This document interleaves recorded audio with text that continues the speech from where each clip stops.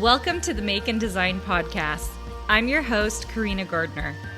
On this podcast, we're unraveling the everyday joys and dilemmas of design, making, and business.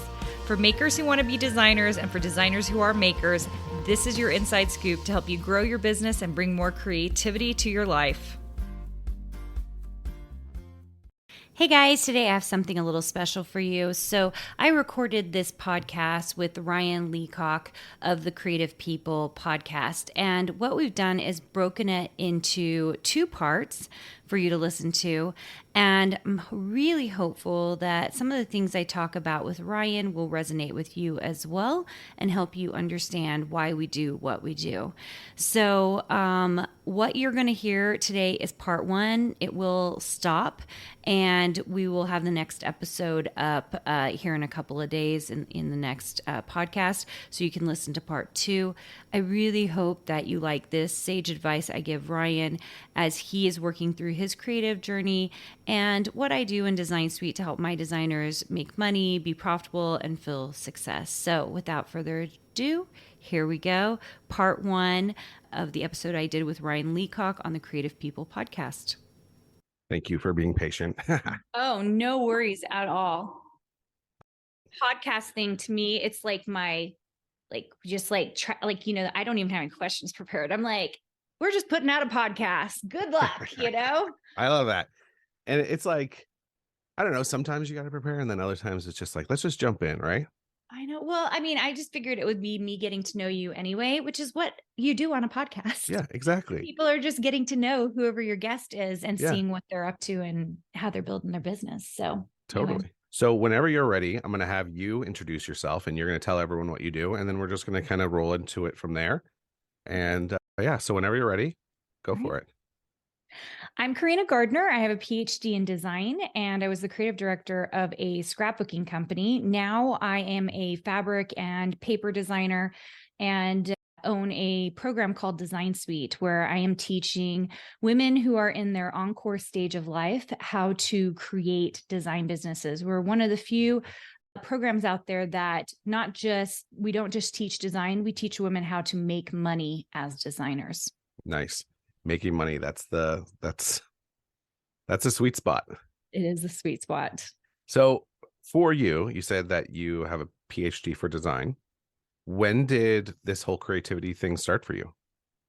You know, it's so funny because I actually started in marketing and business. That was my undergrad degree, but found really, really like early on how frustrated I was because I couldn't control the visuals.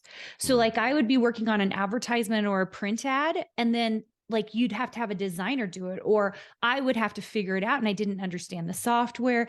And so I went and got a master's in design simply to bridge that gap of knowledge. Well, of course, you know what happens. Like design was way more fun than doing anything in marketing or business. And so I dug in there, got a design degree for my master's degree, and then found out I didn't have that much left to finish a PhD other than a dissertation. No one tells you but the dissertation will take you 3 years. So I went ahead and did a doctorate with full intent of being a university professor. And I did teach at the University of Minnesota for 5 years before I started my own design business. Nice. What about when you were younger? Were you a creative kid? Yeah, I absolutely was. Yeah. I wouldn't say I was like the most amazing drawer or the most amazing writer. Like I was kind of just a dabbler.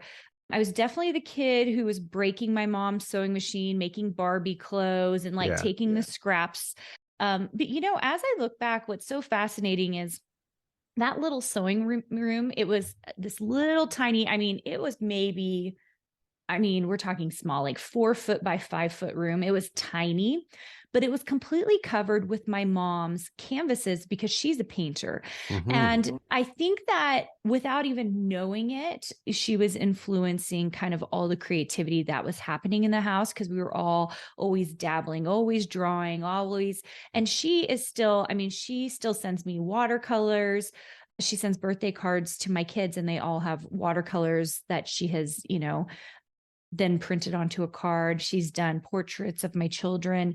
And so I think that there was always room for being extremely creative in my house. Hmm. I love that little room. Like, is that where the sewing machine was? That Like, was where the sewing oh, machine I was. love that. And it was like scrap of bags full of fabric and then canvases everywhere of half finished paintings. My mom was a half finisher. So she, like all like there in particular, and I think it's gone now. I wish for anything that I had it in the childhood home that I grew up in, but there was a painting of me that she did when I was 2, half finished. Like she had done the oils and it had only gone halfway. And it Hmm. sat in that room the entire time I grew up. It just on the Yeah. floor. Yeah. I love those little rooms that like where you kind of discover creativity, because it's like creativity is like magic a little bit, it's like that excitement, and it's like there's possibilities, and then there's things that you didn't think about, like, and those little rooms like are like ground zero for that. So I'm really, when you said it, I was like, oh, I love that. Yeah. It's so funny because you would think, the perfectly organized creative room with all the like stuff organized, you see the rooms where it's like Sure. the watercolors are out and the paper is stacked beautifully. I mean, even if you're on YouTube watching the podcast we did, behind me, it's like really nice. It has like my fabric stacked up. Yeah. And I Yeah. used to have at the end of the day, the best rooms to get really creative in are the messy ones because you're Yeah. not afraid to continue making a mess. Yeah. And like until it's too messy, then you're like, Yeah, this is until you don't even have any space on the desk or yeah. whatever to do anything. But then you know what? Cleaning can also be inspiring, because it's like, oh, it's a new space. It's a clean. So Yeah, that's what isn't I'm that relying on. great? Yeah. Yeah, and kind of organizing that and feeling that right now. We're kind of going through a crazy clean streak at my house. I have an assistant who has been slowly and surely, we've been going through our house and organizing everything. And it's so funny just watching her because I wish I was doing it. I wish I had the time to do it Mhm. because I love organizing things. And she just, when I give her a new project, she's like, I'm so excited. Like she gets so excited about it. And I think that organization is just yet one other method of showing creativity. Like the way you organize things. Are you doing it by color? Are you doing it by size? Are you laying it out in the boxes? It's just another way to kind of work your brain Mhm. into showing or displaying what you have.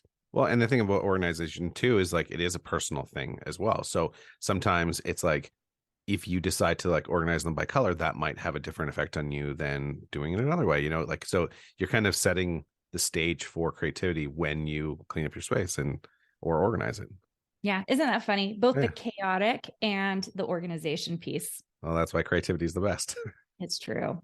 So what would you say is your deal? Like if I just said, what's your deal? What's like what comes to mind when I say that? Well, what I will tell you, if you had asked me that about 5 years ago, I'd say I'm a fabric designer. Like Mm, that's the thing people knew me for, probably still know me for, because I would do all these quilting patterns, these quilting tutorials online. Um, if you talk to me right now, I mm, think the thing that I'm well known for is teaching designers how to make money because yeah. we're in such an interesting space where lots of people are learning how to be creative, but they don't know how to actually utilize it into something that will make a career for them. And a lot of it is because of focus. People don't realize that they need to focus a certain way. They don't understand how exponential growth works. I just lectured at BYU, Idaho, at a university and talked to their entire art department. I sat Nice. down with their faculty and talked them through a few things. And then I sat down and talked to their entire, I think it was like 250 kids who were feeling completely and totally starved for information because they feel like everyone has told them, oh, you're getting an art degree. Well, you better come up with another thing to do because you're not going to make any money from your art. Yeah. And that sort of like downward, like almost depression, like you can kind of feel the heaviness of people who are going through that and how much it affects their trajectory, right? And then the number of kids who don't go to art departments, they go into something else Yeah. because they're scared that they won't ever be able to make money. Hmm. And like it's funny that you bring this up because I recently like moved away from trying to make money with my creativity, actually. And I want to know your perspective, because my perspective is like, last year I worked for myself for a year, and the thought was I can work for myself. I'll have more time to do stuff for my creativity. And it was good for me when I was saying before about sorting out some of my shit, because now we're on my podcast. So I'm going to swear a little bit.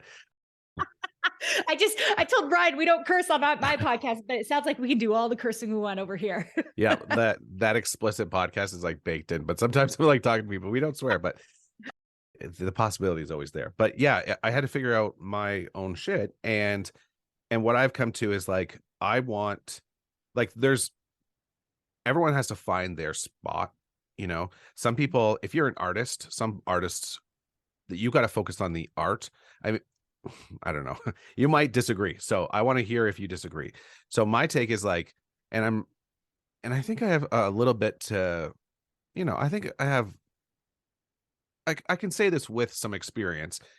For me, when the money thing comes in, it distracts me. And it's interesting you say about those kids who didn't even get into the arts program because they were told, oh, you can't make money with that.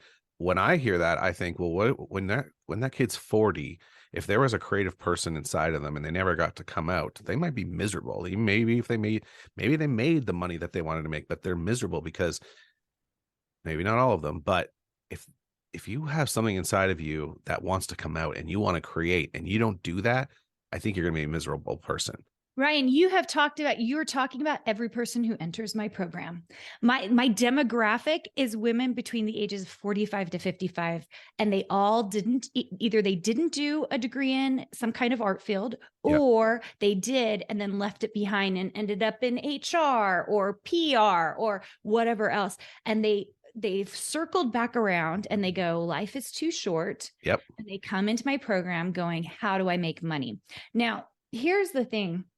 I don't actually disagree with you, but I do think one of the perspectives that's so difficult with artists in general is that we're really good at making the art part. We're not very good at the sales part. So the part that really we have to emphasize is the sales part, because it's the hardest thing to learn and to make sure we're good at. The other thing that I think the people who come into my program anyway, and when I talk about design on my podcast and I talk about running a business, is that the expectations are not there for how long it takes to build a business. I mean, you said you did it for a year.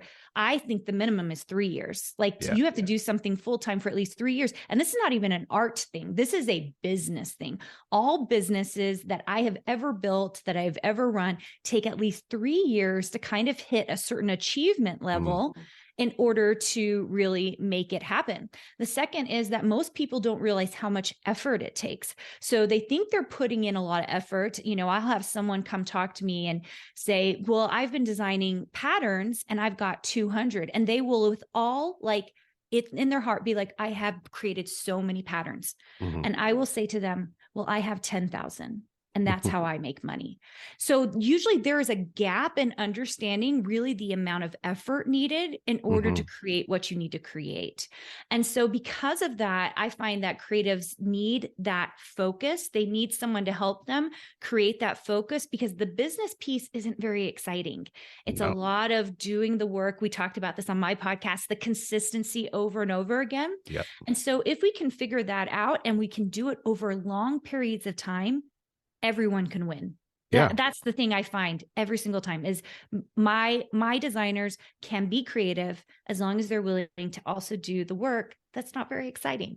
Yeah. And you have to make that decision. I'm glad that you're doing this. I was just talking to someone and she was saying she knows very few people who can have the artistic mindset and the business mindset, and they're different. And she hardly knows anyone. And I was like, well, I don't have the business mindset. Because she was like, do you have any business advice? And I was like, don't quit your day job. Which, you know what? You shouldn't quit your day job in the first year of any new business, not even a creative business, but like any new business that you create. I didn't even say this in my intro, but I've owned a physical products company as well.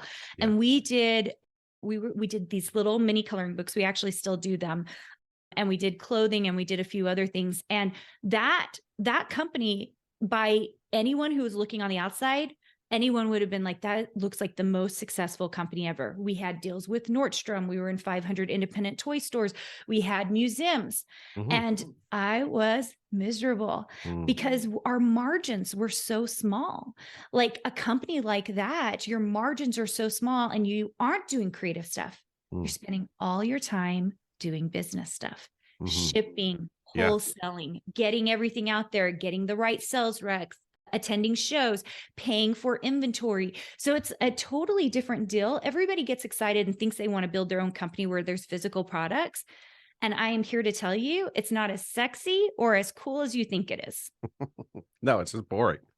Even with my little zine that I just made, like just shipping them out, like it was like, this is so much work. And like, and I'm so yeah, I totally hear you. And I really mean it. I'm really glad that there's people out there like you and that you're doing this because I know like it some people I don't think it's good for them to think about making money. I think some people, if you're like an artist and you have you sometimes you have to be ahead of the curve and that might not sell.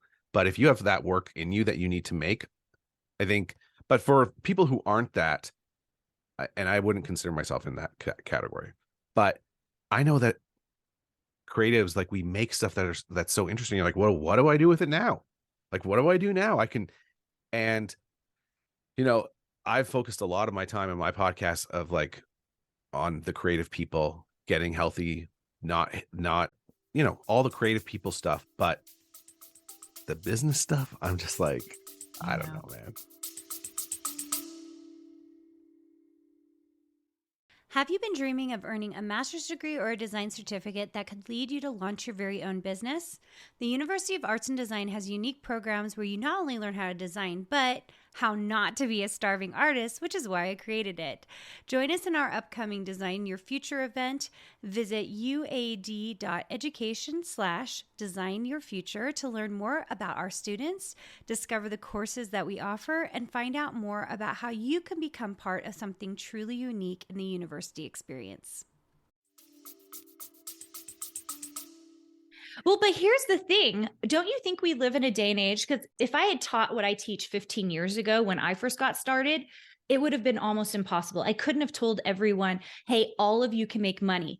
But there are so many ways to make money now. And I don't personally teach like social platform, Mhm. like making money. But I was just thinking the other day. So my daughter's an animator. She's in Yeah. animation school. Oh, that's so cool.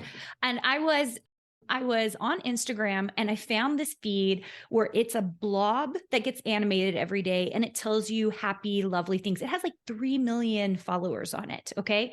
And I guarantee that this person is monetizing in some way, shape, or Mm, form doing animation on Instagram. Think mhm, about YouTube. I think about like the piano guys or Jenny Doan, who's the quilting queen, basically.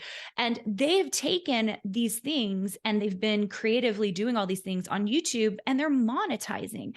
And mm, while I don't teach that specific thing, that's just a couple of examples of how creatives can go out of their way if they're willing to do the work and stay in their lane to become really profitable in mm. a creative business. Well, maybe we should talk a little bit more. I need some tips. I'm just saying what I see out there. Yeah. And here's the other thing I think that happens in the creative world, because we're all our own little units and we're not reaching out and building community and networks. That's part of the reason I built my program, because we have a huge community. So everybody's asking everyone what they're doing, what they're working on, what shops they're in, and all of that. Mhm, Because most of us are alone, and I was alone for many years doing it by myself. What happens is you don't even know what's possible. mm, They're like when I started joining masterminds and talking to people and I talked to someone, they were like, oh yeah, I have a side gig where I make an extra 50,000 off YouTube. Oh yeah, I make an extra, $100, $200 off Instagram. Oh yeah, I'm making an extra 100,000 from affiliate links. And this is how we're doing it. Once you start seeing the possibilities open up, you're like, okay, what is the right formula for me? Right? As a interesting, yeah. creative, you just need to figure out what that formula is. And if you can build that formula for you, then it's like so amazing, because it's like a creative process in and of itself. Because like for me, like Instagram is never where I'm going to make money. I make a little bit of money from, whatever the reels bonuses or whatever, but it's just not where I'm going to make money. However, we do make money off of YouTube. And we actually just recently are coming off of a series that we're doing called Garden Hill, which is my short-term rentals, where we're showing people how we take my wallpaper, how I design them, and we show them how to put it into a short-term rental and all the considerations we have. And their short episodes are like 6 to 8 minute episodes, but we know that YouTube is a great long-standing thing for us that will make us money. So I think kind of figuring out kind of your avenues as a creative and what you want to stick to, I think is really powerful. Yeah. And I think a lot of creative people, like, and I know I've certainly felt this way. It's like when you even think about, going on, like trying to do something that's going to make you money, you think I'm going to have to change myself or adapt. And what I just heard you say is like, find the thing that is already in line with what you're doing, that's natural, and then kind of open up their mind to the possibilities of, revenue. Yeah, it is really, truly just kind of doing what you already like. So let me give you a great example. We just had someone come into the program who is a science teacher. Mhm. I was like, oh my gosh, I've been wanting to get my hands on a science teacher who wants to be a designer like nobody else. Because I went to this BYU Idaho thing and I had several people who were teachers or wanting to become teachers come up and talk to me. And they said, this thing that you do, I do these huge, crazy, we call them like ultimate projects. And they're made out of paper, and we sell the digital file. That's where we make the money. We don't make them for people who sell in the digital file, and it's called an SVG file or a die cut file. Yeah. So I had brought these like big things, and I had several teachers come up and said, oh my gosh, will you make like solar systems? We need them in classrooms, or we need like science things. And then lo and behold, this science teacher comes into my program. And I said, listen, I just literally last week talked to a group of people and they are desperate for science things in the SVG realm. Will you make them? She was like, oh, I am so all about this. Oh, I love that. And so it's just kind of like having someone kind of direct you. Yeah. Like if you already know, I want to be a designer, or I want to bring something creative to the world, I'm really good at this other thing. And for her, it's great science. Mm-hmm. So how do we meld those together to create your like magic creative mojo? Yeah, I love that. I just read a quote. I'm reading the Rick Rubin book, A Creative Life or something like that. And he says, like, look for the thing that you notice that no one else notices. And that's what you just said. Like, you just heard about there's this lack of design for science and all that. And I love that story. That's great. Yeah, it's you know what? It's really fun. Because I talk to so many, I probably talk to thousands of designers every single year. Yeah. And just being able to like dig into individual designers and see what they're like, everyone is different. It's so crazy how unique everyone is. Yes, they might be really interested in creating a surface pattern or a fabric, but it's like they come at it at such a different angle than anybody else. Yeah. What would you say to the kid that is in that 4x5 room? If like, what would that kid, first of all, what would that kid think about your life right now? I think they would have been in total disbelief. Honestly, 3 years ago, I don't know if I would have believed that my life is currently what it is. My program's we just hit our 2-year anniversary. Nice. Congrats. And built a team of 11 people working in it. We're growing even faster. And it's just because we found this gap, right? Like where people didn't know how to make money, and we're teaching them how to run a business and how to build a real company. And that, I would have never guessed that I thought I was going to be a university professor. I thought I'd be doing research papers. I have all this research out there on short-term memory and short-term memory loss and logos. And so, it's like, I have all this scientific background, and yet here I am advising people on how to make money the way I've made money over the years. And I will say, I think I held myself back from it for many years because I was afraid of the criticism. I was afraid that I couldn't do it. And then on the opposite end of that, being able to watch these women, we were mostly a woman-based program. We have like one guy in it, but watching all of these women make money, make sales, watching them, like they'll post in the community, like, I made 7 sales. I went camping last night and I came home and there were 7 sales sitting in my cart, like that people had bought, or saying like, I hit this number. I never thought I could hit this number. And that is so, it lights me up in a bigger way than I had any idea it could light me up. I thought my life was going to be devoted to designing fabric lines and designing wallpaper and designing, SVG files. And as it turns out, this lights me up far more than even doing my own work. Oh, I love that. Because I feel like I'm changing real lives. Yeah. When did you decide to go for it? Like, what was there like an inciting incident that was like, okay, I'm doing it? No, I think there was a general feeling of boredom because what happened was, I had owned my business for about 13 years and I was finding myself just stretching. When you have 10,000 designs in any one category, which is what I have, I just was like, what is next? And I started building these ultimate projects because I was bored. I was like, I'm just going to go crazy. We're going to do some crazy big things. And then for years, I've had people ask to do internships with me and all these different things. And I would never really take them. I was just, and I kind of just started thinking about, if I were someone who had gotten past where I was and I hadn't been able to monetize and I hadn't been able to take my art and do something with it, what would my life look like? And I just really thought, if I start a program and it looks different than it did back then, because I was just trying to figure the whole thing out. Yeah, it kind of hit me like I could really help people like do the exact same thing I did. Yeah. Because it's not that hard. It's just doing boring work. And most people don't want to do it. Yeah. Well, and it does seem that hard because, again, it was what you were saying before, as a creative person who doesn't make that much money from what I do, it's hard to think about the possibilities because it's also funner to think about other possibilities in, I have this project that I'm working on. I listed them already, but it takes someone who'd be like, actually, if you just turn your focus over here, you'll notice this. How about you just focus on that a little bit? I think that's great. Yeah. And they call me almost the tyrannical because in our program, I'm like, 6 months, you may not do anything else. Like, this is it. You may not deviate. And those that do deviate, they do. And I'm like, just know this doesn't count towards your 3 years like of business. Like, this has to be pretty succinct. And the ones who follow, and it's so interesting because they'll be like, someone will come and be like, I hit $1,000 this month. I hit $1,500 this month, 4 months in. And I'll be like, that's amazing. And everyone will be like, what did you do? And she'll be like, I just did what Carina told me to do. And it's like literally the easiest thing, which is just stay in your lane, do the same thing over and over again, and then really build your creativity from that over and over, because you're still building unique things. You're still creating new artwork. You just have to kind of keep yourself in the same.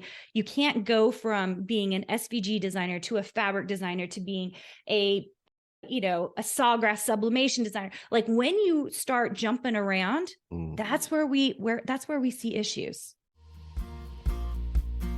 Hey, did you know that you can visit me at makeanddesign.com to learn more about this podcast and join my VIP group for weekly freebies? I can't wait to see you there.